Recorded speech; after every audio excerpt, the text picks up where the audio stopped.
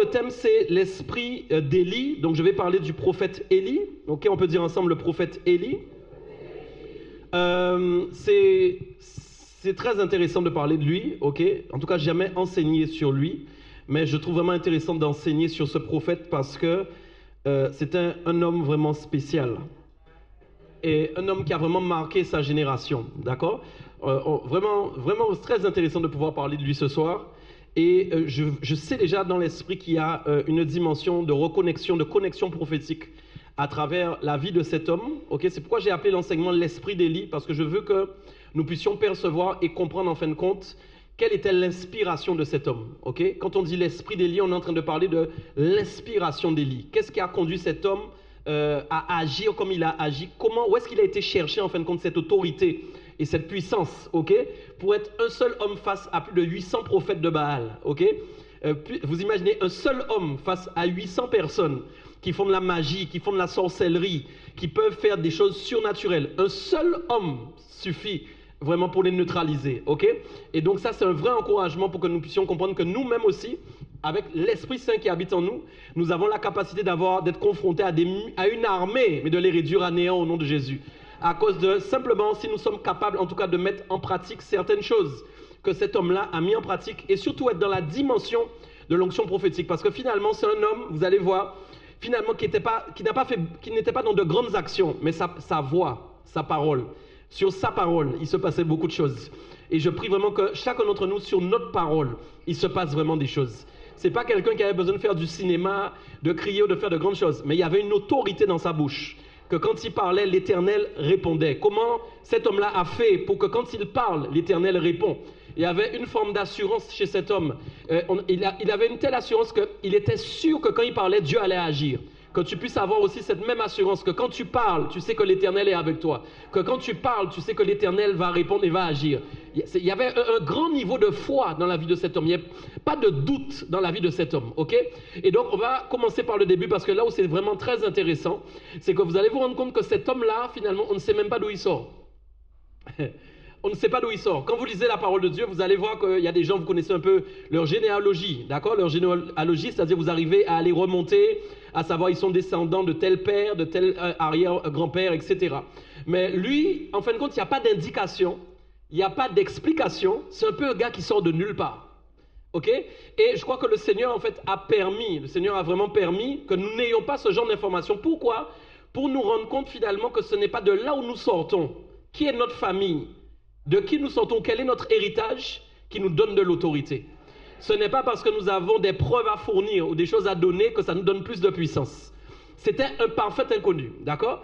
Et vous allez voir donc que cet homme, il apparaît à partir de 1 Roi chapitre 17. D'ailleurs, c'est le texte que vous pouvez préparer. 1 Roi chapitre 17, ok? Vous pouvez le préparer déjà, comme ça vous serez déjà dessus. 1 Roi chapitre 17. D'accord? Préparez-le, ne lisez pas s'il vous plaît. Donc 1 Roi chapitre 17, on voit en fait que Élie donc apparaît pour la première fois dans 1 Roi chapitre 17. D'accord? Il n'y a aucune indication sur lui. Il apparaît et même il apparaît au devant de Akab. Donc vous vous rappelez, si vous étiez connecté aux enseignements, on a parlé d'Akab vendredi dernier, ok? Et il apparaît au devant d'Akab. Je pense que nous-mêmes, qu'en lisant la Bible, disons d'où il sort, on parle d'Élie, boum, d'un coup comme ça. Je pense que même Akab même a été étonné, il s'est demandé mais qui est ce gars? Ok? Parce qu'Akab ne l'avait jamais vu, Akab ne l'avait jamais entendu, et Akab en fait était en train de faire ses manipulations, Akab était avec Jézabel en train de faire tous ses plans, et j'aimerais vous dire quelque chose de très important avant de commencer, c'est quand en fin de compte les ténèbres augmentent, quand en réalité ce système de Baal finalement qui est tout simplement luciférien, d'accord? C'est-à-dire quand Satan est à l'œuvre en fait, dans un territoire, dans une nation, dans un pays, vous pouvez vous assurer qu'il y a une onction prophétique qui va sortir de quelque part. Pourquoi Élie est arrivé? C'est parce qu'il y avait le culte de Baal. Ok? Élie est sorti de nulle part. Élie est arrivé parce qu'il y avait le culte de Baal. Ça veut dire que quand Dieu voit que son peuple est en train de se perdre, il enverra un prophète. Quand Dieu voit que son peuple manque d'orientation, quand Dieu voit que son peuple commence à être séduit, il enverra un prophète. Et plus que ça, il enverra l'onction prophétique. Quand il voit en fin de compte qu'il y a une lutte, qu'il y a un combat, que les ténèbres sont en train de se lever, que les choses sont en train de se passer, vous pouvez être sûr que l'onction prophétique va se lever. Ça veut dire qu'il y a une voix, il y a une parole qui va venir confronter en fin de compte l'ennemi, qui va venir démontrer, faire une démonstration que l'Éternel est plus fort en fin de compte que l'ennemi. Okay? Et c'est ce qui s'est passé en fait avec la vie de cet homme. C'est un homme finalement qui était constamment dans la confrontation. Donc la première question que je vais vous poser, c'est est-ce que vous êtes prêts à vivre constamment la confrontation? Parce qu'aujourd'hui, les enfants de Dieu veulent le confort. Aujourd'hui, les enfants de Dieu ne veulent pas entendre qu'en fait, ils sont dans une vie de confrontation. Lui, il a passé sa vie à être confronté à des défis. Sa vie à être confronté à des sorciers, de la magie, des gens qui le poursuivent. C'est sa vie, en fin de compte. Et finalement, il vit comme ça et il manifeste à chaque fois l'autorité que Dieu lui a donnée. Donc ça, c'est extraordinaire. Donc j'aimerais commencer par vous dire d'abord que Élie, donc en hébreu, c'est Elia. Vous avez dû entendre ça déjà. Et ça veut dire en fait Jéhovah est mon Dieu. D'accord? Dis avec moi Elia, ok? D'accord? Elia, vous avez déjà entendu ce mot-là en hébreu, n'est-ce pas? Donc c'est ce qui veut dire Élie, ok? Et ça veut dire en français Jéhovah est mon Dieu ou encore mon Dieu est l'Éternel. Est-ce que quelqu'un peut dire mon Dieu est l'Éternel?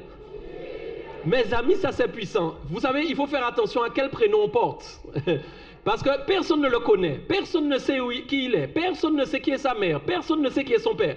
Mais il porte un nom spécial. L'Éternel est mon Dieu. Et en faisant les recherches, en regardant bien qui était Élie, j'étais forcé de constater en fait que son nom c'est sa vie. C'est-à-dire que ce qu'il porte, quand il dit l'Éternel est mon Dieu, toute sa vie, il va faire la démonstration que l'Éternel est son Dieu. Toute sa vie, il va démontrer que l'Éternel est son Dieu. Donc il ne porte pas son prénom pour rien. Est-ce que tu comprends? Il ne le porte pas pour rien. Amen. Donc c'est son prénom, Élie. Donc Jéhovah est mon Dieu, l'Éternel, mon Dieu est l'Éternel. Et donc, vous pouvez lire, on va lire 1 Roi chapitre 17, verset 1. Donc voilà ce qui est écrit. Donc Élie, qu'est-ce que vous lisez? Élie, le Tishbite, l'un des habitants de Galaad, dit à Akab, l'Éternel est vivant, le Dieu d'Israël dont je suis le serviteur, ça va? Il n'y aura ces années-ci ni rosée, ni pluie selon ma parole. Dis-moi amen et acclame le Seigneur. Ok? Donc la première fois que cet homme-là est présenté, on ne sait pas son histoire, je l'ai dit, on ne sait pas d'où il vient, mais regardez bien ce qui est dit. Il vient, on dit c'est Élie le Tishbite. Donc Tishbite, ça veut dire captivité. Donc ça veut dire qu'il s'appelle l'Éternel est mon Dieu qui sort de la captivité. D'accord? Ça veut dire, moi la question que je me suis posée, il était finalement captif de quoi spirituellement? D'accord? Moi je crois qu'il était captif de Dieu. Je crois en fait qu'il était en captivité dans la présence de Dieu. Pourquoi? Parce qu'on voit en fait que quand cet homme s'exprime, c'est quelqu'un qui a l'habitude de fonctionner avec Dieu. Ok? Il parle, on sent que c'est quelqu'un qui connaît l'Éternel.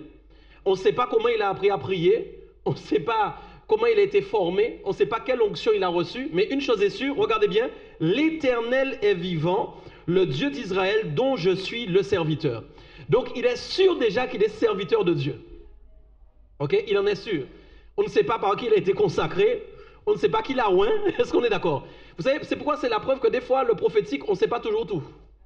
Ok? On ne sait pas qui l'a oint, on ne sait pas qui a prié pour lui, mais lui, il se dit, je suis serviteur de Dieu. Moi, je ne pense pas que c'est un autoproclamé. Je ne pense pas du tout. Je pense qu'il s'est passé quelque chose dans la vie de cet homme. Mais on ne nous dit pas trop. Ce n'est pas le plus important. Ok? Et puis, ce qui est important, c'est la façon dont il va finalement se présenter à Akab. Et il va dire, première chose, notez ça bien, l'Éternel est vivant. Donc, il fait une affirmation.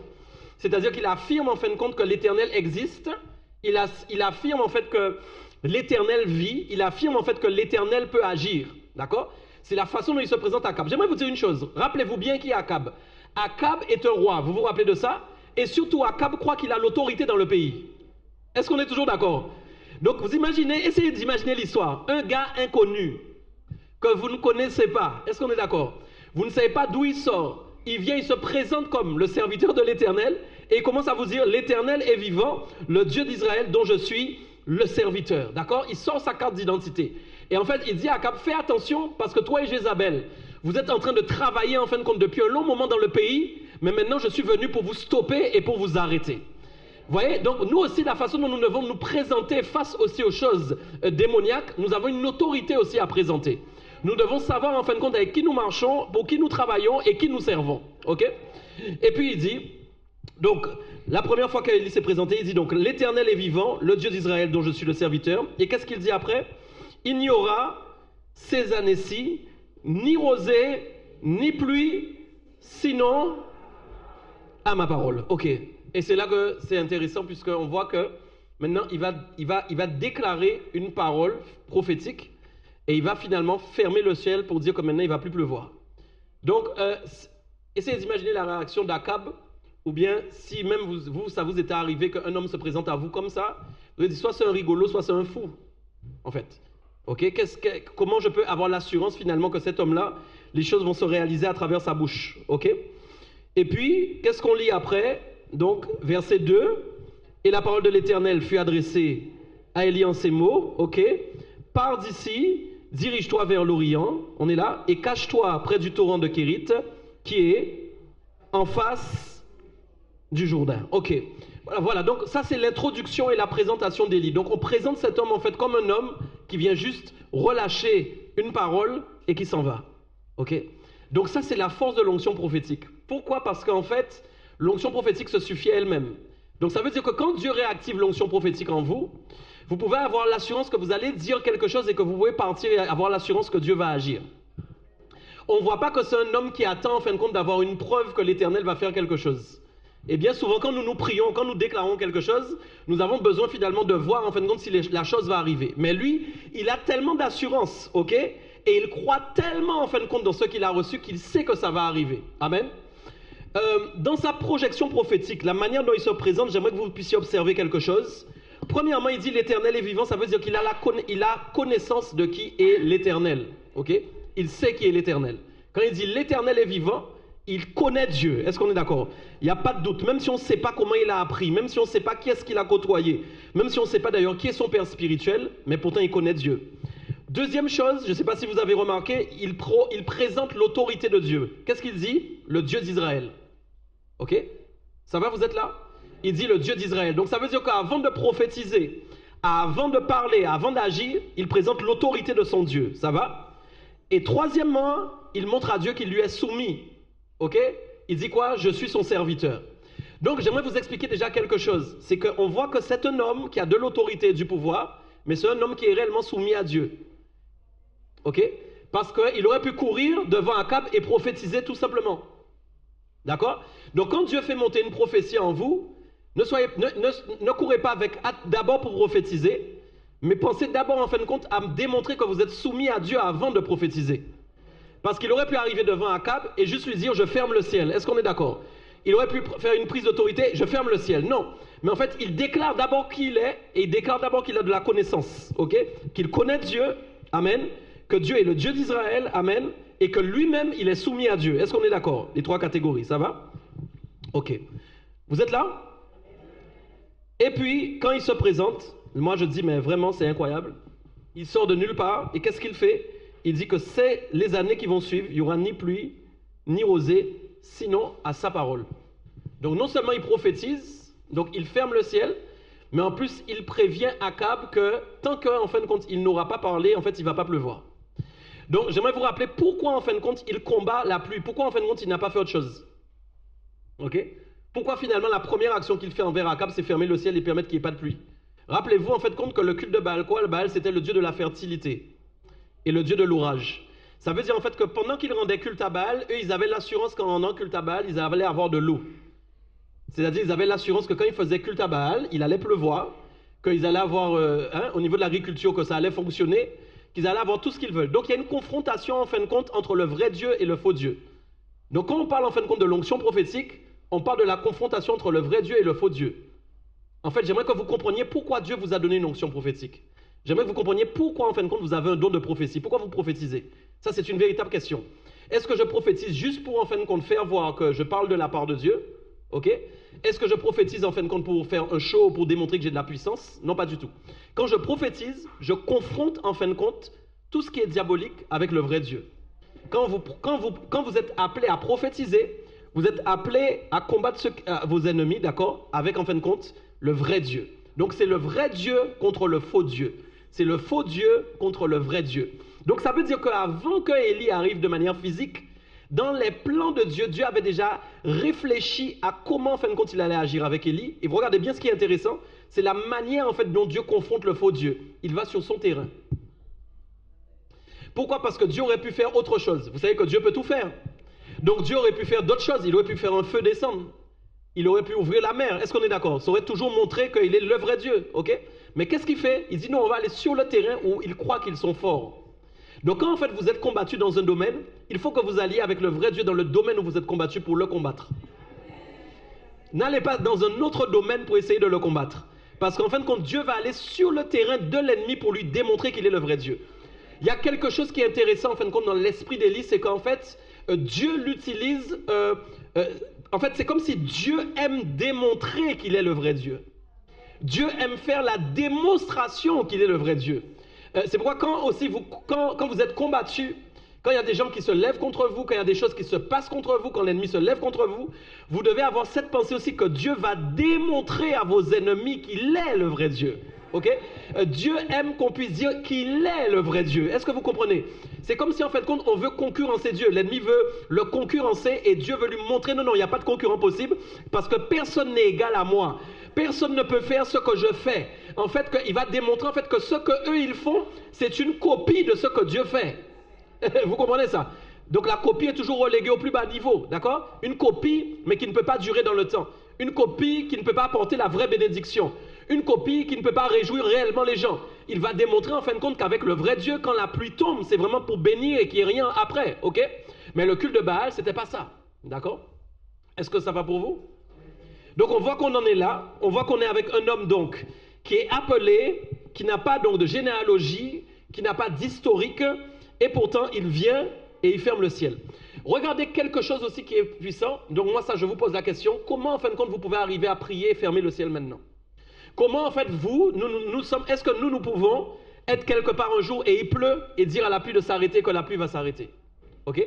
Parce que nous avons réellement besoin que la pluie s'arrête. Comment c'est possible? Comment un homme de la même nature que nous, qui a du sang, qui a des veines, qui a des muscles, qui a des os, prie pour que la pluie s'arrête et qu'il n'y a pas de pluie pendant 3 ans et 6 mois? Non, je ne te parle pas de la pluie parce que tu te maries ce jour-là et ça m'est arrivé que tu pries pour que la pluie parte. C'est bien, gloire à Dieu, ça peut se faire. Mais 3 ans et 6 mois. Et surtout qu'il dit que c'est quand je parlerai que la pluie va revenir. La Bible dit dans Jacques, ok, que c'était un homme de la même nature que nous. Pour bien préciser en fait que ce n'est pas quelque chose lié à sa naissance. C'est-à-dire qu'il n'est pas né avec une force surnaturelle. Il n'est pas né avec quelque chose... Voyons, il aurait pu être privilégié. Il aurait pu être favorisé. On aurait pu dire que oui, Dieu lui a donné quelque chose de spécial et il est né avec. C'est pas ça du tout. Jacques dit bien, un homme de la même nature que nous. Il tousse, il peut être grippé, il peut être en dépression, il peut être stressé, il peut avoir la foi, il peut être incrédule. Il est de la même nature que toi. Il a des émotions, il a des sentiments, il a des combats, il a des difficultés. Et puis il vient de la part de Dieu. Et il dit maintenant, à ma parole, tant que je n'ai pas parlé, le ciel est fermé. Et boum, la pluie ne tombe plus. Alors moi je me suis demandé, mais qu'est-ce qu'il a fait pour pouvoir avoir cette autorité? Qu'est-ce que nous, par exemple, nous devons faire pour avoir cette autorité? Parce qu'en fait, finalement, le Dieu de Élie, c'est toujours notre Dieu. C'est notre Dieu à nous aussi. Je peux dire que mon Dieu, c'est le Dieu d'Élie. Non mais, dis amen avec moi si tu es d'accord. Je peux dire que le Dieu d'Élie, c'est mon Dieu. Donc si je commence à dire que le Dieu d'Élie, c'est mon Dieu, je dois réussir à fonctionner avec le Dieu d'Élie comme Élie fonctionnait avec son Dieu. Je dois réussir à vivre des choses avec le Dieu d'Élie comme Élie fonctionnait avec son Dieu. Et donc ce n'est pas possible. Donc j'ai demandé, mais Père, qu'est-ce qu'il a fait? Pourquoi? Parce qu'il y a peu d'informations sur ce qu'il a fait. Il y a peu d'informations sur ce qu'il a vécu, d'accord? Mais il y a une chose qu'on voit qui est très importante pendant tout le parcours, et vous allez le voir quand on va faire les 2 études, c'est qu'on voit en fait que c'est un homme qui était dépendant à Dieu. Pourquoi? Comme premièrement son nom. Vous vous rappelez? Mon Dieu est l'Éternel. Quand tu t'appelles mon Dieu est l'Éternel, ça veut dire que tu dois être la preuve pendant toute ta vie que l'Éternel peut tout faire pour toi. Quand tu t'appelles mon Dieu est l'Éternel, ça veut dire que tu dois démontrer au monde entier que si tu as faim, Dieu doit te donner à manger. Si tu as soif, Dieu doit te donner à boire. Si tu es malade, Dieu doit te guérir. Parce que tu es venu pour démontrer que l'Éternel est ton Dieu. Ok?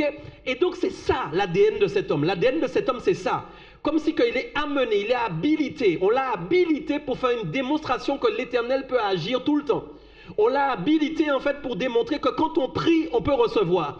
On l'a habilité pour démontrer que quand on manifeste l'autorité de Dieu correctement, la manifestation s'opère sur la terre. On l'a habilité pour ça. C'est un homme habilité pour ces choses-là. Et donc j'ai dit, waouh, qu'est-ce qu'il a fait? Qu'est-ce qu'il a fait? Et puis on voit, vous allez voir pendant le parcours que c'est un homme qui dépend de Dieu. Là on voit la dépendance, c'est qu'on voit l'humilité. Parce que cet homme fait de grandes choses, mais il est très humble. Et vous voyez que c'est très important de le comprendre parce qu'on ne peut pas faire des grandes choses avec de l'orgueil. On ne peut pas faire de grandes choses. L'homme est très attiré par les grandes choses, mais tant qu'il reste orgueilleux, c'est très néfaste pour lui. C'est bien d'être attiré par les grandes choses, mais il faut avoir beaucoup d'humilité. Et il y a une chose que j'ai compris avec lui, c'est que vous ne pouvez pas le présenter ici, mais si on devait lui dire entre dans la salle maintenant, la façon dont il se serait présenté physiquement, je pense que nous aurions eu peur. Parce que la Bible dit qu'il avait en fait un manteau de poils. D'accord? Donc déjà, on ne sait pas d'où il vient. Il a un manteau de poils. Ok? C'est pas sur le plan physique même. Je ne pense pas que c'est quelqu'un voilà, un peu rugueux. Est-ce que tu comprends ça? On ne sait pas d'où il sort, d'où est-ce qu'il vient. Ok? Pourquoi en fait ce processus-là est important en fin de compte pour manifester de l'autorité, pour dire ciel ferme-toi et ouvre-toi seulement quand je parle. Parce que vous savez, on peut dire oui, mais on veut de l'autorité. On va jeûner 40 jours. On peut dire oui, on veut de l'autorité. On va faire des jeûnes de 3 jours tous les mois. Vous n'êtes pas là, on dit que vous n'êtes pas là, c'est pas vrai? Ok, on veut de l'autorité, on va prier 6 fois par jour. Est-ce qu'on est d'accord? Est-ce que c'est vraiment ce qu'il a fait? Est-ce que c'est vraiment le cursus, le processus, le chemin, en fait, pour arriver? Je ne suis même pas sûr que ce soit ça. Je ne suis même pas convaincu que ce soit une question de jeûne et de prière qu'Élie a vécu. Je ne crois pas. En fait, Dieu l'a mis dans un moule spécial pour le former et pour le préparer.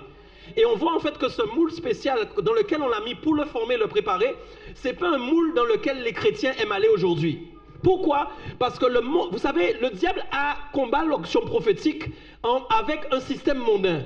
Et ce système mondain tourne autour du confort. Ce système mondain tourne en fin de compte autour de tout ce que nous pouvons avoir, sur lequel nous pouvons nous trouver bien. Mais en fait, lui, je pense qu'en fin de compte, Élie n'était pas un tout confort, c'était un sans confort. Les gens sont en train de prier dans les églises, oui, nous sommes comme Élie, il y a des Élie. Non, mais quel Élie est ça? Quel Élie? Des Élie en cravate, des Élie qui vont à l'hôtel, des Élie, c'est quoi? Quel Élie? Il faut qu'on soit franc. C'est-à-dire, pour que tu arrives au stade de ce gars-là, qui parle, la pluie ne tombe pas pendant 3 ans et 6 mois, il faut que tu payes le prix qu'il a payé. Le problème, c'est qu'il faut que tu payes le prix. Ne viens pas avec tes 3 jours de jeûne, tes 6 moments de prière par jour. Ne viens pas avec ça. C'est pas ça dont on parle. Parce que c'est un niveau élevé, un level élevé. Et vous voyez, pourquoi on ne parle que d'un seul Élie? Il y a un Élisée après. Amen. Ok. C'est vrai. Mais il y a combien de Élie dans la Bible? Il y a combien de Élie? Est-ce que tu peux me répondre? Il y a combien de Élie? Et voilà, il y a un seul. Ouais. Pourquoi? Parce que c'était l'homme de sa saison. C'était l'homme du moment. C'est-à-dire qu'à cette époque, c'est d'Élie dont ils avaient besoin. Ok? Alors je sais qu'après on dira qu'Élie doit revenir, etc. Jean est venu, vous connaissez tout ça. On ne va pas aller jusque-là. Mais ce Élie-là, Israël en avait besoin.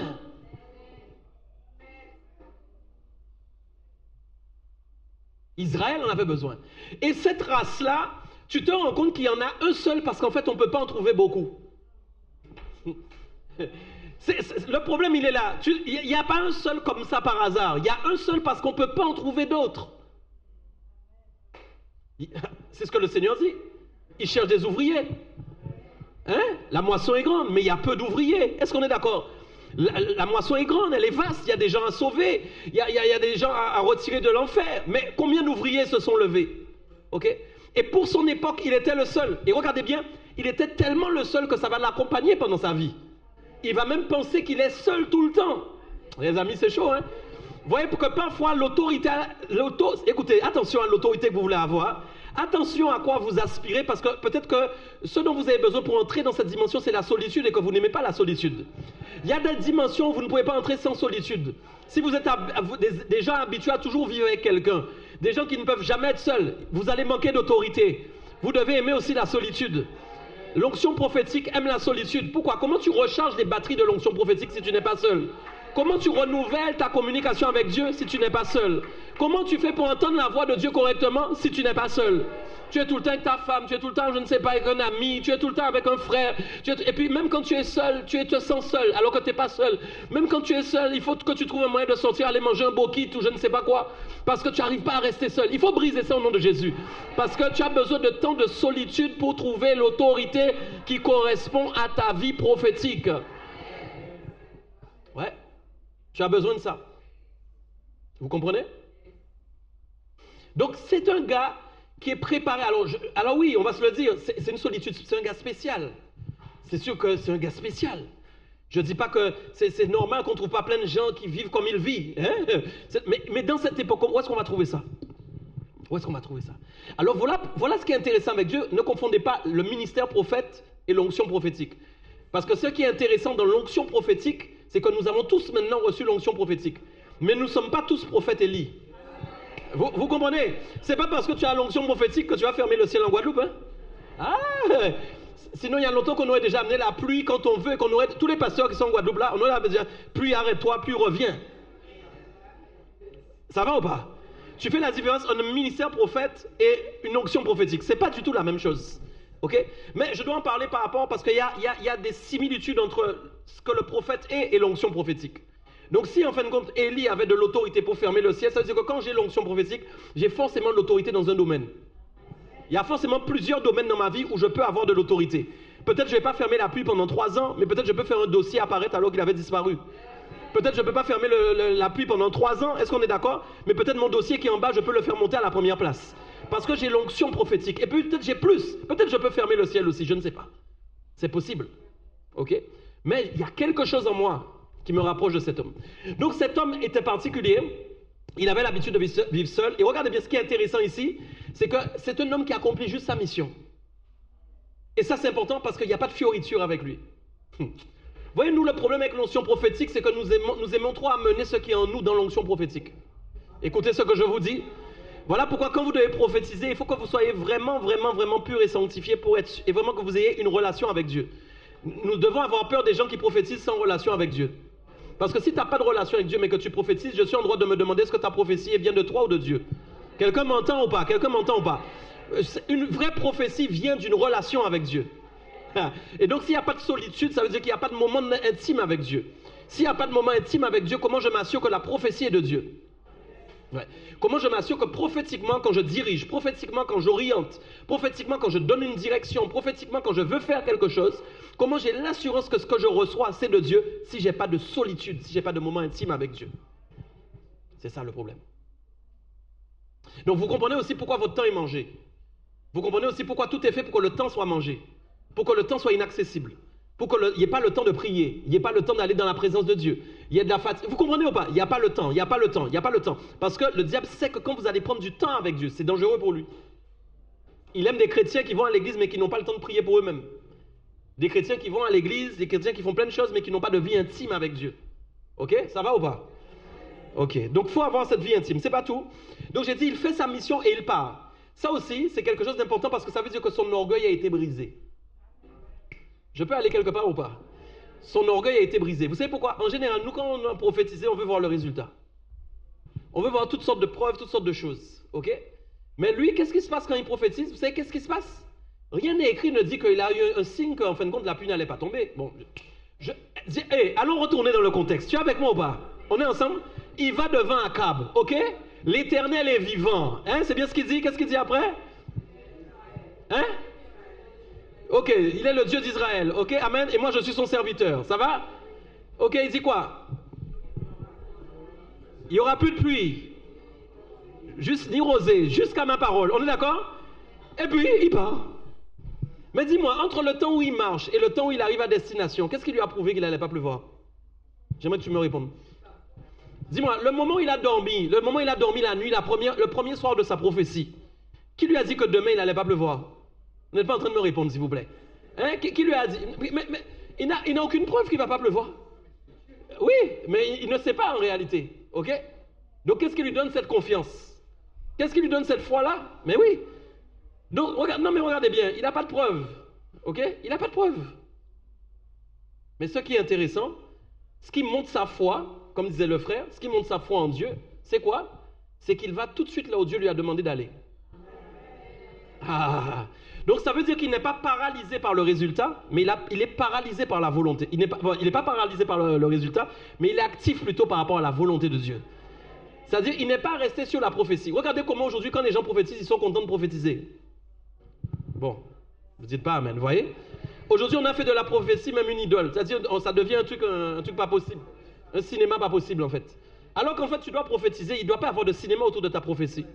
Il ne doit pas avoir de spectacle autour de ta prophétie. Même personne peut ne t'avoir... Qui a entendu... dis-moi, on lit la Bible aujourd'hui, mais qui a entendu Élie prophétiser à Akab?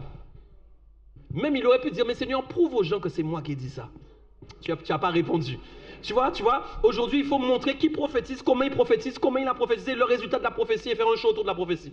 Mais lui, Élie, je te demande, le gars a fait une plus grande prophétie qu'aucun prophète de cette terre-là n'a encore fait. Tu peux être tout prophète que tu es. Qui me prouve qu'il a fermé le ciel, qu'il a plu pendant 3 ans et 6 mois dans un pays? Qui viennent maintenant? Bon, vous répondez pas, vous dites pas amen. Voyez, donc moi ce que j'aime, c'est l'humilité qui accompagne son geste alors qu'il est plus grand que tous les gestes de prophétie qui se font aujourd'hui. Vous n'avez pas compris. C'est-à-dire, en fait, donc, qui a dit que c'est Élie qui a fait ça? Qui a dit que c'est Élie? Quel réseau social Instagram qui a publié ce prophète Élie, hein? Vous êtes là ou bas? A prophétisé hier soir devant un homme qu'il y a peu à peu plus. Et puis les gens like et les gens partagent.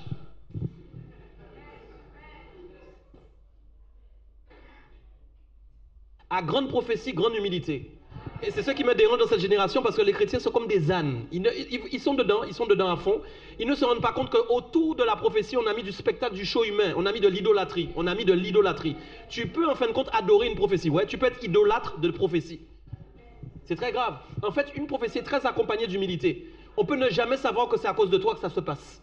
On peut ne jamais savoir que c'est toi qui as prophétisé. Oui, le problème, la prophétie n'est pas à toi. La prophétie ne t'appartient pas. C'est Dieu qui donne la parole. C'est Dieu qui donne la prophétie. Et donc Élie est le meilleur exemple de la prophétie. Il est le meilleur exemple dans le domaine prophétique. Le meilleur exemple. Ce que j'aime avec lui, c'est comment il suit son chemin. Il a juste fait son travail et il suit son chemin. Et qu'est-ce qui se passe? C'est ce que nous avons lu après. Donc on a vu ensemble. Donc il a fermé le ciel pendant plusieurs années. Ok, il a fait tout ça. Et... qu'est-ce que nous comprenons ici? Ah oui, un point important que j'ai oublié de vous dire avant d'aller sur la suite, c'est aussi la dimension de la sécheresse. Regardez bien, alors je peux vous aider au pas?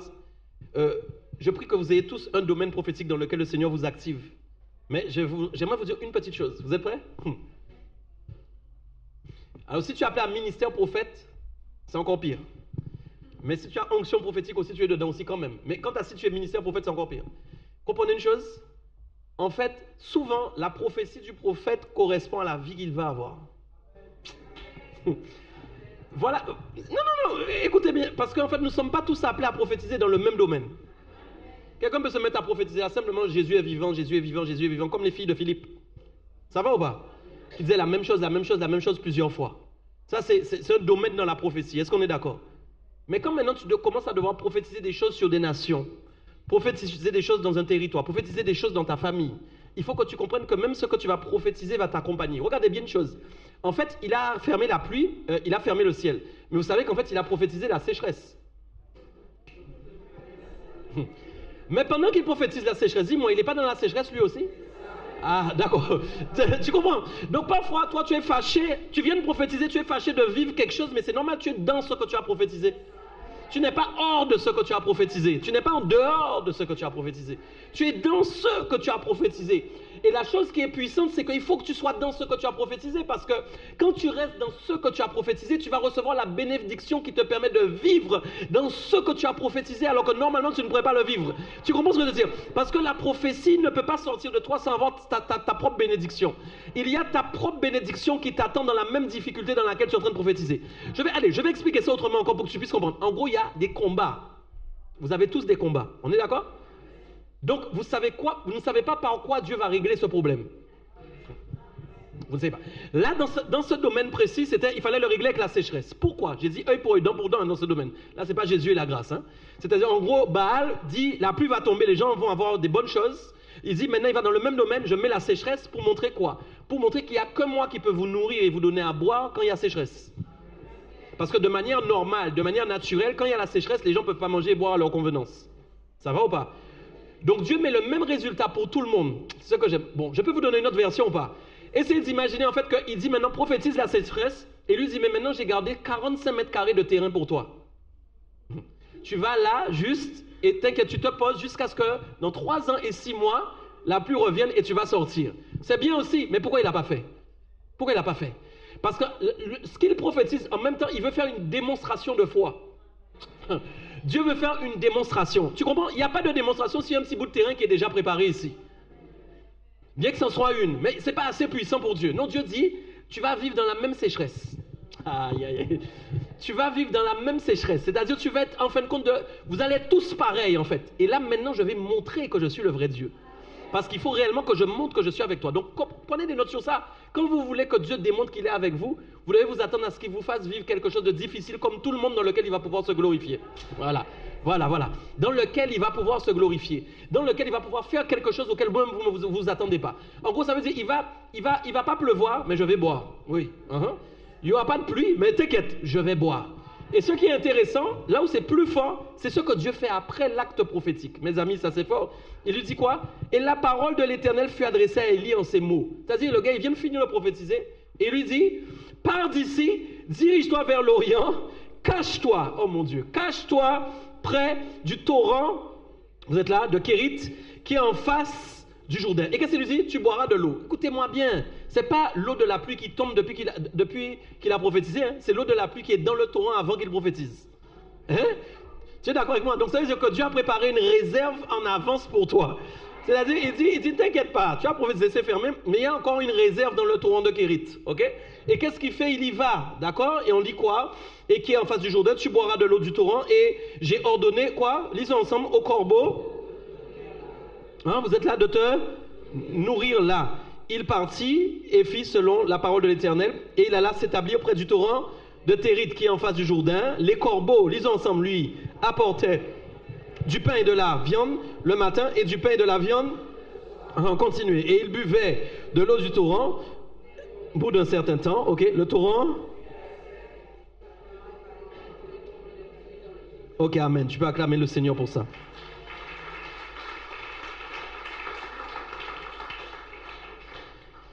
Ça, c'est vraiment fort parce qu'en fait, moi, c'est vraiment quelle foi. Quelle foi, c'est-à-dire que Dieu maintenant lui dit, après avoir fait ça, va te cacher. On ne sait pas d'où tu sors.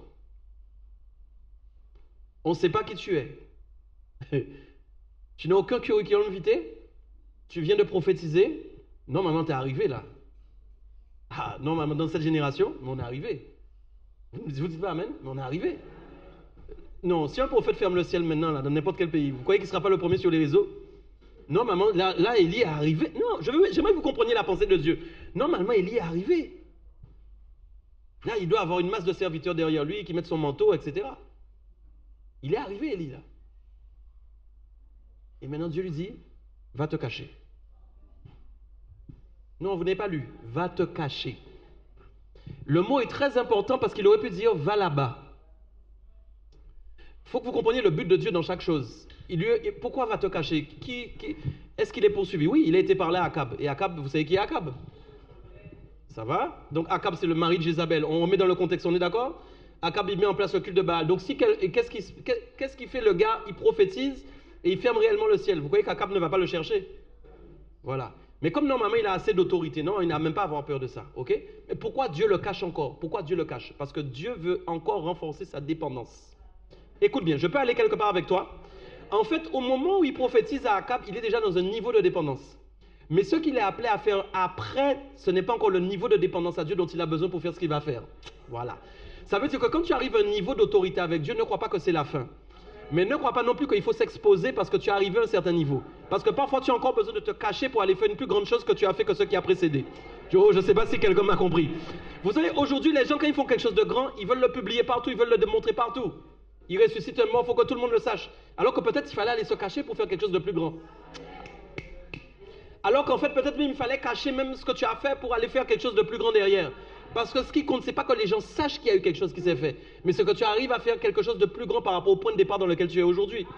Donc qu'est-ce qui se passe? Quand en fait il prophétise à ce moment-là, c'est déjà une autorité puissante. C'est-à-dire là, mon gars, tu as fermé le ciel pendant 3 ans et 6 mois, c'est puissant. Mais pour Dieu, c'est pas encore bon, il n'est pas encore là où il doit arriver. Il n'est pas encore là où il doit arriver. C'est là où vous voyez les choses, les niveaux, les stades auxquels nous-mêmes nous sommes arrivés. C'est pas encore là que Dieu veut nous amener. C'est pas encore là, tu n'es pas encore arrivé là où Dieu veut t'amener. Non, Non, tu n'y es pas encore. Tu n'y es pas encore. Mais écoute, normalement, il aurait dû... Là, normalement, c'est bon, là. Mais Dieu va le cacher. Et qu'est-ce que Dieu va lui apprendre? Être nourri par des animaux. Moi, déjà, le corbeau, je ne l'aime pas. Personnellement, moi la dégaine du corbeau, j'aime pas. Niveau hygiène, ça doit être un corbeau sacrément sanctifié. Parce que niveau hygiène, j'y crois pas non plus. Dégaine, j'y crois pas. Hygiène, j'y crois pas. Est-ce qu'on est d'accord? Et mieux encore, là où il a été cherché, j'y crois pas non plus. Donc tu vois un peu la mentalité. Donc ça veut dire que pour arriver déjà là où il est arrivé, on comprend que c'est un gars, comme j'ai dit, un peu rugueux. C'est pas un gars qui sort d'un hôtel 5 étoiles. Mais maintenant tu as fait le travail de Dieu, il te renvoie encore là. Il te dit encore, va te cacher encore. Et lui, il va, et il est nourri. On lui apporte à boire, on lui donne à manger par des corbeaux. Parle-moi de ton niveau de dépendance à Dieu. Parlons-en dans cette génération. On veut de l'autorité, mais est-ce qu'on est prêt à payer le prix? Est-ce qu'on est prêt à vivre ce que lui, il a vécu? Moi, je te dis en vrai, moi, être nourri par des corbeaux, vraiment, ça me dit rien. Moi, je suis franc avec toi. Ça me dit rien du tout. Tu comprends ça? Et c'est justement ce qui ne te dit rien du tout vers quoi tu dois aller. C'est justement ce que tu redoutes ou ce dont tu n'as pas envie vers lequel tu dois aller. Tu m'entends bien? C'est pas vers ce qui est facile en fait. C'est ce que tu redoutes là, c'est vers là que tu dois aller. C'est la position que tu n'aimes pas, c'est vers là que tu dois aller. C'est le style de lit que tu n'aimes pas, c'est là que tu dois aller. Non, est-ce que vous comprenez? Parce qu'en fait, comment on va faire des grandes choses si à chaque fois... Non, mais c'est vrai. Comment on va faire? Parce que, en fait, je comprends qu'il y a quelque chose dans l'inconfort qui nous fait entrer dans une dimension d'autorité plus grande. Ça ne veut pas dire qu'on cherche l'inconfort. Vous comprenez ça? Ça ne veut pas dire qu'on veut de l'inconfort. Mais ça veut dire que parfois Dieu va le permettre pour nous faire vivre quelque chose et nous remettre quelque chose. Ça veut dire qu'il y a des choses que Dieu ne peut pas nous donner si on n'est pas passé par là. Il y a des choses qu'on ne peut pas faire si on n'est pas passé par là. Si on veut faire la même chose, il faut passer par le même chemin.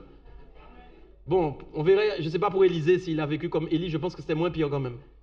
Il a eu que la grâce, hein. Il y a des gens, ils ont la grâce, ils passent et puis on envoie un manteau sur eux. Mais quand même, ça ne suffira pas. Ouais. Il faut le gérer, le manteau. Ok? Il y a toujours un processus, il y a toujours une histoire. Il y a toujours un chemin pour arriver à faire quelque chose. Est-ce qu'on est d'accord? Ça va? Donc, vous voyez, Élie va démontrer son appartenance inébranlable à Dieu. C'est surtout ça, mais surtout cette relation de confiance qu'il a avec Dieu. C'est une sacrée relation de confiance. Parce que pour croire que tu vas être nourri, hein, alors que la pluie s'arrête, vous avez vu à la fin du texte, c'est ce qui est écrit, il y a eu un moment où il n'y avait plus d'eau. Il n'y avait plus d'eau. Ça s'est arrêté. Pourquoi? Parce que comme il ne pleuvait pas, vous avez compris, donc le torrent n'était plus abreuvé. Donc c'était la preuve qu'il était sur une réserve. D'accord? Et pendant qu'il est sur cette réserve, Dieu fait des miracles, Dieu fait des prodiges. Ça nous rappelle un peu la caille, la manne et tout ça. Donc il fait venir en fin de compte de la nourriture, il permet qu'il mange à son aise. Ok? Donc croyez-le, Dieu ne vous laissera jamais sans manger et boire. Jamais, écoutez-moi bien. Jamais. Non, je vous dis, vous ne passerez pas un jour sans manger et boire. Moi, je vous le dis. Il y aura, c'est peut-être pas un corbeau, c'est peut-être un frère. Peut-être qu'il s'appelle Corbeau Jean-Jacques, je ne sais pas. Mais il y aura un frère ou une sœur qui viendra avec le nom Corbeau, mais elle va amener à manger. Il va amener à manger. Hein? Le Seigneur ne vous laissera jamais sans boire et sans manger. N'ayez jamais peur de ça. Même si votre compte bancaire vous dit que non, vous n'allez pas manger, croyez-le, vous allez manger. De manière surnaturelle. Voilà pourquoi, en fin de compte, parfois nous avons peur du manque, mais parfois le manque est une bonne définition de la bénédiction. Parfois, nous avons peur de manquer, alors qu'en fait, le manque peut servir à quelque chose. Je n'ai pas dit d'adorer le manque. Je n'ai pas dit d'aimer le manque. Je n'ai pas dit que c'est un mode de vie d'être dans le manque. J'ai dit simplement que parfois, le manque permet à Dieu de faire quelque chose que nous n'aurions pas vécu sans ce manque. Ouais, c'est la vérité. Okay? Donc, vous voyez que Dieu le prépare. Dieu le prépare. Vous savez où il allait? Il doit aller au Mont Carmel. Mes amis, il doit aller au Mont Carmel. Devant plus de 800 prophètes de Baal. Tu es là ou pas? Tu as fermé le ciel et lit, tu es bon. Mais quand tu as 800 sorciers devant toi, tu vas faire quoi? Est-ce que tu es là? Nous sommes là, tous les sorciers au nom de Jésus. Zéro relation avec Dieu. Zéro prière dans la semaine. Je te chasse. Et les démons ne bougent pas. Les démons ne partent pas. aucun impact dans la prière, aucun impact quand tu prophétises. Tu pries, mais tu n'as pas de relation avec Dieu. Tu pries, mais tu n'aimes que le confort. Tu pries, mais dès que Dieu te met en zone d'inconfort, tu deviens rebelle. Tu passes d'obéissant à rebelle, en fonction du confort qui t'est donné. Quand tu es dans l'inconfort, tu n'aimes plus Dieu. Quand tu n'as plus quelque chose, tu n'aimes plus le Seigneur. Quand tu n'as plus quelque chose, ta louange change. Elle n'a plus la même odeur, alors qu'elle devrait avoir une meilleure odeur que quand tu as. Tout change, tout change, tout change, tout bouge. Et tu veux de l'autorité. Nous voulons de l'autorité. Nous voulons prophétiser de manière inspirée. Nous voulons être connectés à la pensée de Dieu. Nous voulons être connectés à la voix de Dieu. Comment tu fais ça si tu n'as pas cette dépendance à Dieu? Dieu doit être comme une drogue. Ouais, Dieu doit être comme une drogue. Tu dois être dépendant comme si c'était une drogue. C'est la vérité. C'est la seule dépendance à laquelle tu as droit. La seule, c'est la présence de Dieu. Dieu, la personne de Dieu, c'est tout. Mais oui. Donc on voit que c'est ça. Et ce qui est bien, c'est que ta dépendance à Dieu ne dépend pas de comment tu es habillé. Ta dépendance à Dieu ne dépend pas de la taille de ta voiture. Ta dépendance à Dieu ne dépend pas des vêtements que tu as reçus, ni même du salaire que tu as, ni du positionnement social que tu as. Ça n'a aucun rapport. Ce n'est pas parce que tu as plus de choses que tu seras plus dépendant de Dieu. Au contraire, plus tu as des choses, moins tu seras dépendant. Pourquoi? Parce que ce que tu as prend la place de ce que Dieu aurait fait pour toi. Je peux vous dire quelque chose, mais vous savez, on ne va pas prêcher la misère, mais en vrai, quand on n'a pas, on est plus dépendant à Dieu, c'est la vérité. Plus on a des choses, vous pouvez me dire tout ce que vous voulez, plus vous avez des choses, moins vous serez dépendant à Dieu, mais c'est normal. Mais c'est normal, c'est normal. C'est logique. Et c'est tout à fait normal. Donc voilà pourquoi Dieu ne donne pas à tout le monde la même chose. Parce que s'il se rend compte en fait qu'en te donnant ça, tu vas perdre en fin de compte totalement ta connexion avec lui, il ne va pas te le donner. Voilà pourquoi il y a des gens qui ont quelque chose que tu voulais, mais parce qu'ils savent mieux le gérer que toi. Il y a des gens qui obtiennent ce que tu as demandé, tu as prié avant eux, avant toi, mais parce qu'eux, ils savent déjà le gérer. Ils l'ont, mais ça ne prend pas la place de Dieu. Ils l'ont, mais ça ne les empêche pas de prier. Donc ils voient que si toi, il te donne, tu vas prier moins. Tu vas moins s'adorer, tu vas moins se méditer. Est-ce qu'on est d'accord? On est là ou pas? Donc c'est ça la chose. Alors est-ce que toi-même tu es prêt? Alors voyez, j'ai dit une chose. La sécheresse, il a prophétisé la sécheresse. Donc en fait, sa vie même, il a vécu pas une sécheresse spirituelle. Mais il était lui-même dans une vie de sécheresse. Il est même dans une vie compliquée. Vous savez qu'après, il y a la veuve de Sarepta, tout ça, on va aller tout à l'heure. Mais là, même où il arrive, il n'y a ni à manger. Encore, dès qu'il arrive quelque part, il n'y a rien. Vous comprenez ça?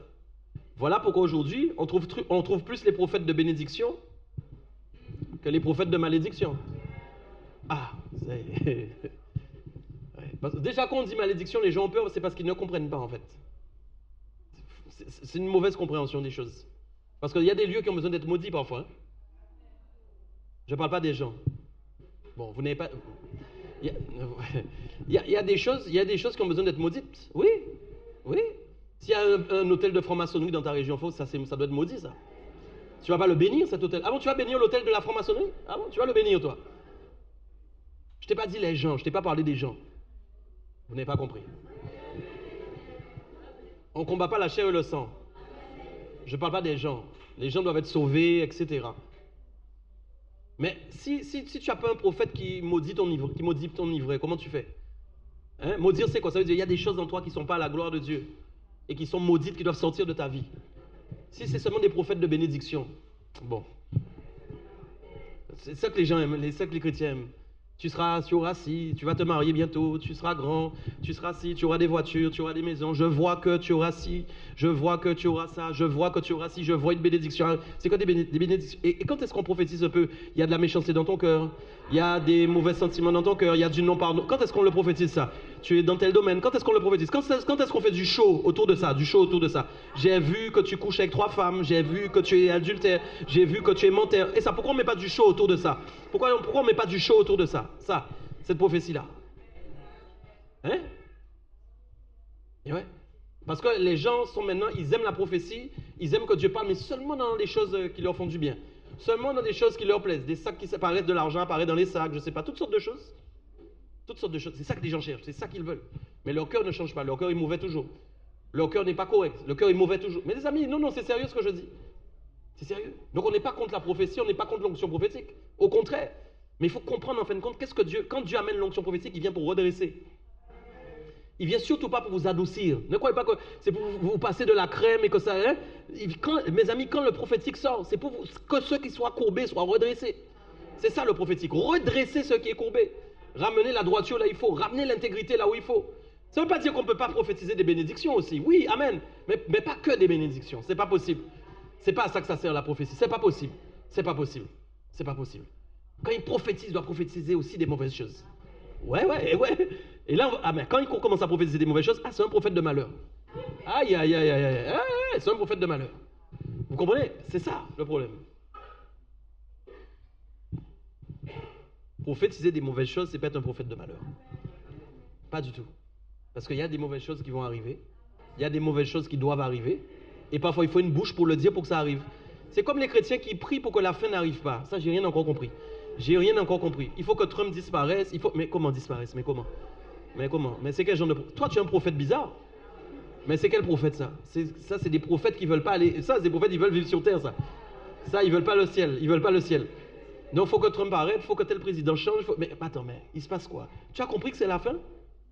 Tu as compris qu'on doit prophétiser l'accomplissement de la parole de Dieu ou pas? Tu as compris qu'on doit prophétiser que les choses doivent s'accélérer au nom de Jésus? Mais c'est ça qu'on veut. J'aime ma femme, oui, mais bon, je veux aller au ciel aussi quand même. J'aime mes enfants, oui, mais je veux aller au ciel quand même. Non, mais ça va durer encore longtemps, ça.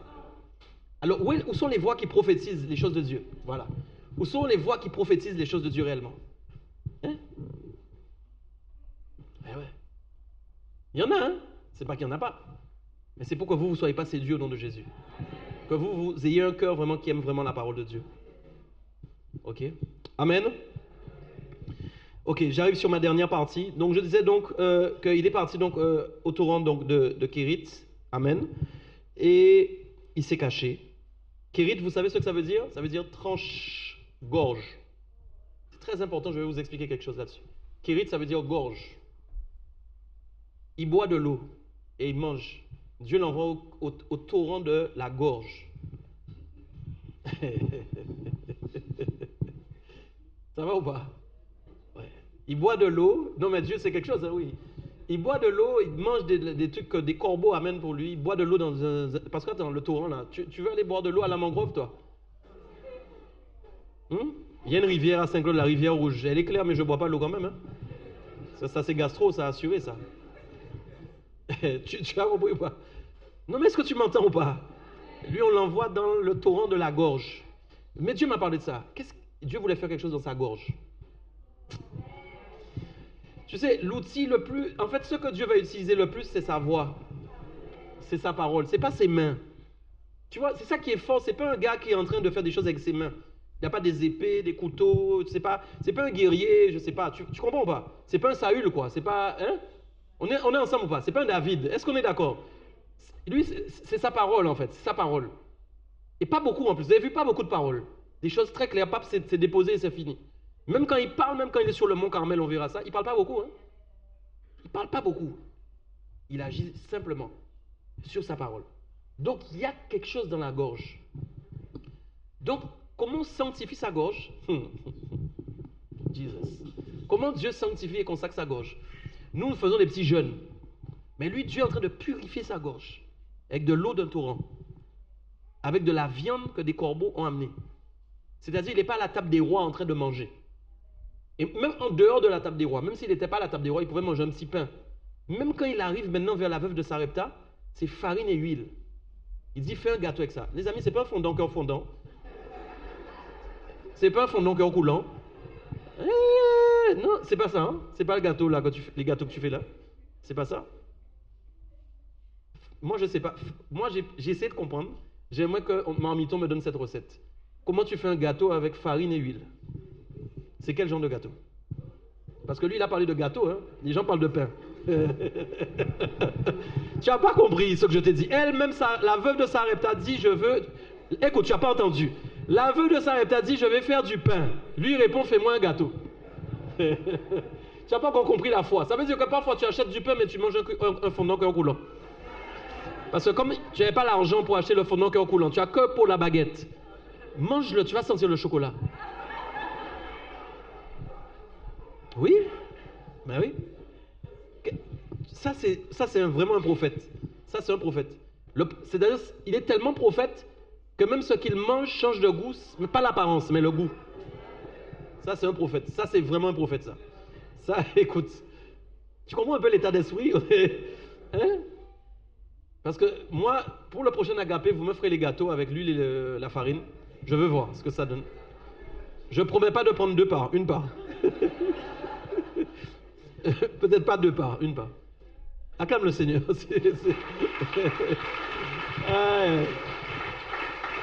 Ça, c'est puissant, hein? Non, mais c'est puissant. C'est puissant, on a dit l'esprit d'Élie, hein, l'état d'esprit, tu comprends? L'état d'esprit, c'est un état d'esprit quand même. C'est quelque chose quand même. Et donc vous avez vu, donc quand je disais que sa gorge est travaillée, vous voyez tout ce qu'il mange. Donc quand il arrive même vers la veuve de Sarepta, même là il aurait pu trouver quelqu'un qui a les moyens de lui donner ou de lui offrir quelque chose. Même pour là encore, Dieu va attendre qu'il manifeste encore son autorité de prophète. Et regardez bien, c'est important. Et là, il arrive, et qu'est-ce qui se passe? C'est que l'huile ne va pas manquer, et la farine ne va jamais manquer, pendant une longue période.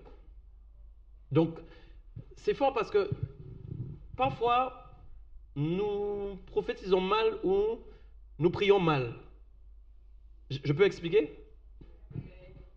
Parce que, quand maintenant tu arrives maintenant chez la veuve de Sarepta, il n'y a que de l'huile et de la farine, ok? Tu dois prophétiser l'apparition de choses. Tu n'as pas entendu. Si moi je prie maintenant et je dis qu'il n'y aura plus de pluie en Guadeloupe pendant 3 ans et 6 mois et que ça se fait, moi je peux faire des gâteaux apparaître, c'est sûr. À ce niveau-là, arrivé à ce stade, je peux faire des gâteaux apparaître. Si moi quand je vais maintenant à la rivière Rouge à Saint-Claude, je vois des hirondelles ou des colombes, je ne sais pas tout ce que tu veux, des merles arriver me déposer des gâteaux de la boulangerie, là les amis, le niveau où je suis là, ça c'est du level. Ça veut dire qu'automatiquement, si je veux que des trucs apparaissent, ça apparaît. Mais c'est normal. Donc, tu comprends toujours l'état d'esprit. C'est-à-dire, donc parfois, des fois, nous voulons qu'une chose arrive, alors qu'en fait, nous aurions dû multiplier ce qu'il n'y avait pas.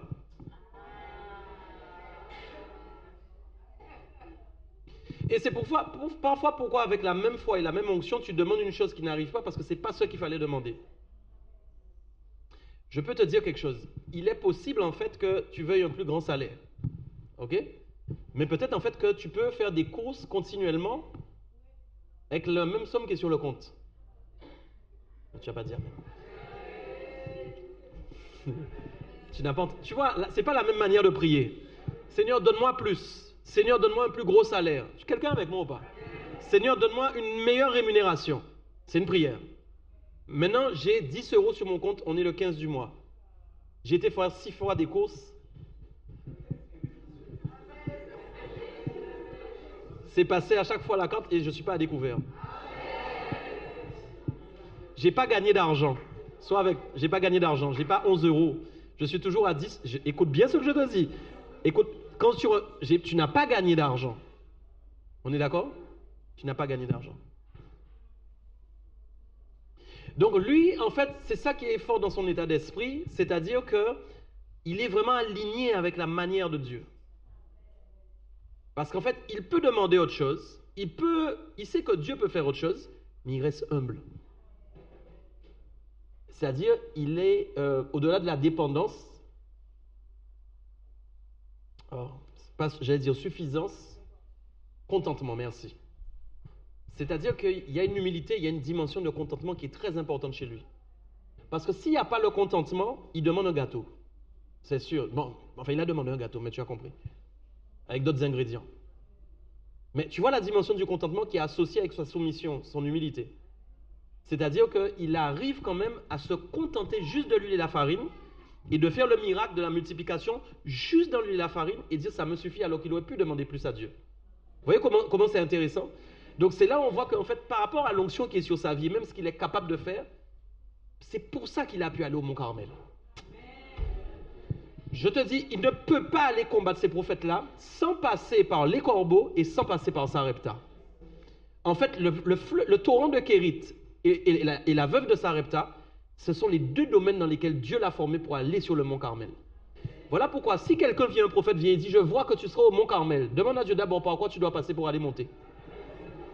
Parce que quand le prophète dit « Tu iras au Mont Carmel », je dois aller au Mont Carmel, je vais au Mont Carmel. Tu ne vois que le Mont Carmel. Mais alors que ce n'est pas Mont Carmel qu'il faut voir. Il faut voir ce qu'il faut passer comme escalier pour aller au Mont Carmel. C'est pas du tout pareil. Il y a des gens, on prophétise sur eux, ils ne voient que ce qu'on leur a montré. Je sais que c'est bon d'avoir une vision et de regarder la vision, il n'y a pas de problème. Mais il faut aller chercher quand même comment je dois faire pour monter là. Je dois avoir une révélation pour savoir quel est le processus, quelle est l'orientation. Lui, il en a eu 2. Va à Kérit, va à Sarepta. Le gars, il n'a pas tergiversé, est-ce qu'on est d'accord? Et puis, il ne s'estime pas trop non plus. Il n'y a pas d'estime, une trop haute opinion de lui-même. Parce que quand maintenant, sur les faits, sur ce qu'il est capable de faire, une trop haute opinion de lui-même qui augmente, il y a une voix de Dieu qui ne va même pas entendre là-dedans. Peut-être il est possible, Dieu t'a envoyé à Kérit un jour, tu n'as pas entendu. Peut-être il t'a envoyé à Sarepta, tu n'as pas entendu. Mais tu attends toujours le Mont Carmel.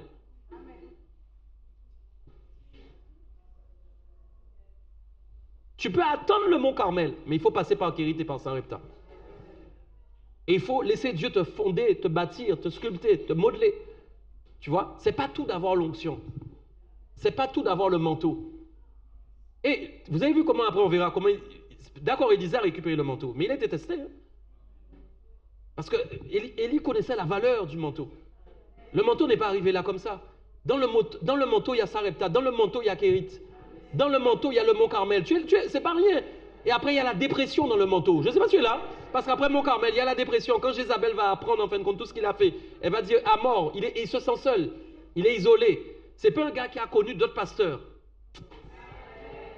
Les gens prêchent connexion divine. Et si on prêchait un peu pas de connexion divine? Non, tu n'as pas... Non. Vous voyez, moi, ça, c'est mon école, ça. Pourquoi on va prêcher toujours connexion divine? Les plus grands enseignants, connexion divine. Moi, je vais prêcher pas de connexion divine. Ouais. C'est pas tout le monde qui aura des connexions divines. En fait, aujourd'hui, on veut me faire croire que pour que Dieu agisse, il faut que j'ai des connexions divines. Alors, je vais te répondre. Pas tout le monde. Et si tu cherches les connexions divines, alors que tu ne dois pas les avoir, tu vas passer à côté de ta destinée. Parce que ton temps, tu seras en train de passer ton temps à chercher des connexions, alors que Dieu te voulait seul avec lui. Mon Dieu, mon Dieu, mon Dieu. Vous voyez que chaque personne doit savoir à quoi il est appelé. Est-ce que mon appel, c'est de faire des choses avec des connexions divines, ou est-ce que mon appel, c'est de faire une chose avec une connexion directe? Attention, je ne parle pas d'autoproclamation. Hein. Ce n'est pas de ça que je parle. Je parle de ce que Dieu veut faire avec toi.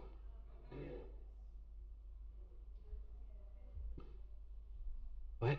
En fait, Élie n'avait pas de connexion divine. Lis la Bible. Lis la Bible.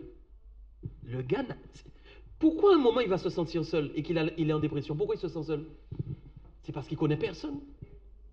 Il ne connaît personne. Il est isolé. La solitude, c'est son passe-temps. Mais le problème, c'est que quand tu es seul tout le temps, vous voyez, là où Dieu t'apprend quelque chose, quand il y a un extrême, bon, juste mes amis, bon... Quand il y a est-ce que Dieu peut t'emmener dans un extrême pour t'apprendre quelque chose, mais qu'à un moment ce soit néfaste pour ta propre vie? Hein? Vous voyez que Dieu est combiné comme vous l'avez combiné vous? Vous voyez que Dieu fait toutes les affaires comme vous avez imaginé vous avec votre tête là? Mais c'est pas comme ça que ça fonctionne. Moi je t'explique quelque chose. Dieu savait que Élie allait entrer en dépression. Pourquoi Dieu ne le stoppe pas et lui dit va chercher un ami?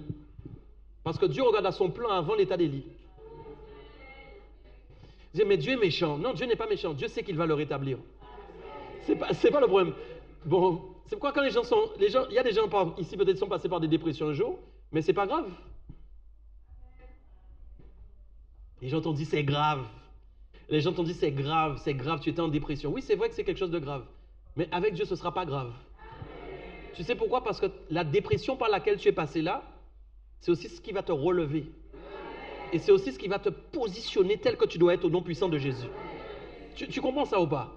Quand maintenant lui là, pourquoi Dieu ne l'arrête? Non, mais Dieu laisse faire. Parce que Dieu a un plan. Dieu a un plan. Et le but de Dieu c'est quoi? C'est qu'il reste seul. Donc voyez un peu, quand Dieu ordonne quelque chose sur votre vie, ça peut vous combattre vous-même. Il est allé jusqu'à penser qu'il était devenu le seul prophète qui restait dans sa région. Pourquoi? C'est pas de sa faute.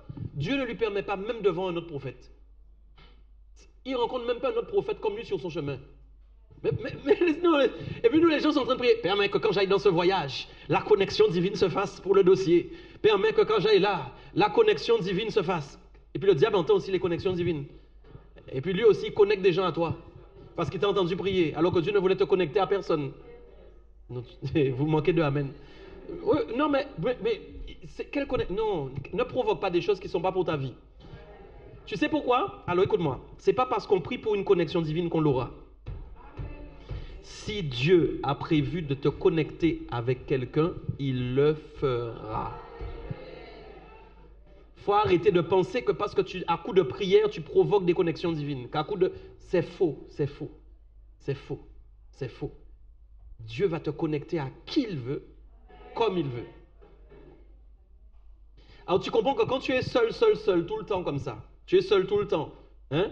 Tu comprends qu'à un moment, ça travaille et vous essayez d'être seul tout le temps. Un moment. C'est une bonne chose, on a dit d'être seul, oui, avec le Seigneur, mais un moment. Hein? Et puis en plus, tu es pourchassé par une armée. Ils veulent te tuer. Tu n'as pas quelqu'un que tu peux appeler, quelqu'un que tu peux dire, prie pour moi. Hein? Lorsque lui cherche quelqu'un pour prier pour lui, il n'y a personne. Hein? Mais il ne savait pas qu'entre-temps, Abdias avait caché des prophètes. Amen. Qui n'ont pas fléchi le genou devant Baal. Abdias les avait cachés pour ne pas que Jézabel les tue. Donc, un moment, quand Dieu voit que tu es trop bas, il va te permettre maintenant d'avoir la vérité qui va te restaurer. Et là, il a compris qu'il n'était pas seul, il y avait aussi d'autres prophètes qui étaient avec lui. Donc, Dieu a guéri sa dépression par la révélation des autres prophètes qu'il n'avait jamais vus et qui se sont levés avec lui à ce moment-là. Est-ce que tu comprends ça? Donc, pendant que tu crois que tu es seul, non, tu n'es pas seul. Tu ne seras jamais seul, en fait, tu vois. Mais parfois, nous avons besoin, en fait, d'être isolés. Puis après, lui, c'est un cas encore, c'est un autre niveau. Hein? Dieu voulait faire quelque chose de spécial avec lui. Donc Dieu a permis ça parce qu'il savait qu'il pouvait le porter. Hein? Dieu ne te fera pas porter quelque chose que tu ne peux pas porter. Si un jour tu as une dépression dans ta vie, t'inquiète pas, c'est que Dieu savait que tu pourrais t'en sortir. Ouais, dis-moi un bon amen à ça. Dieu savait que tu pourrais t'en sortir. Non, Dieu savait que tu pourrais t'en sortir. Ouais. C'est la vérité. Il faut donner gloire à Dieu pour ça. Les combats par lesquels tu passes, tu vas t'en sortir.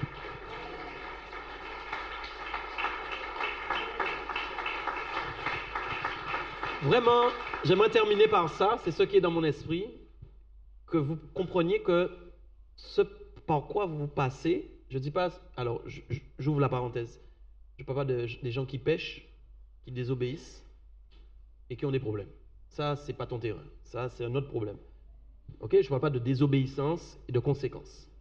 Mais quand maintenant tu es dans la volonté de Dieu, tu es droit, ce par quoi tu passes, crois-moi, c'est ton terrain. Ouais. Et c'est là même que ton onction prophétique va se manifester. Ouais, c'est là même. C'est ton terrain. T'inquiète pas. Les combats que tu as là, c'est ton terrain. C'est ton domaine. C'est là où tu vas gagner. Tu sais quoi, le terrain, là dans lequel tu es, c'est pour toi. C'est pas pour ton frère ni pour personne d'autre. C'est toi. Ouais, tu vas gagner. Tu vas vraiment gagner. De manière spectaculaire. Et pas avec tes paroles. Avec des paroles qui viennent de l'esprit. Faut que tu prophétises sur toi. Faut que vous appreniez à prophétiser. Et faut prophétiser. Non. Les amis, c'est pas prophétiser à l'église là seulement. Non. Faut que tu prophétises sur toi. Faut que tu prophétises sur tes enfants. C'est ça l'onction prophétique. Prophétise les promesses de Dieu sur ta vie. Ok? Demande à Dieu si en ce moment c'est Kéry, tout ça repta. Demande-lui, où est-ce que tu dois aller? Tu es à quel niveau? Est-ce que tu dois encore te cacher? Est-ce que tu dois sortir pour aller vivre un miracle? Hein? Et pour monter là-haut, là, pour aller confronter les autels, ceux qui te combattent dans le monde spirituel. Hein? Et ton Dieu va les vaincre au nom de Jésus.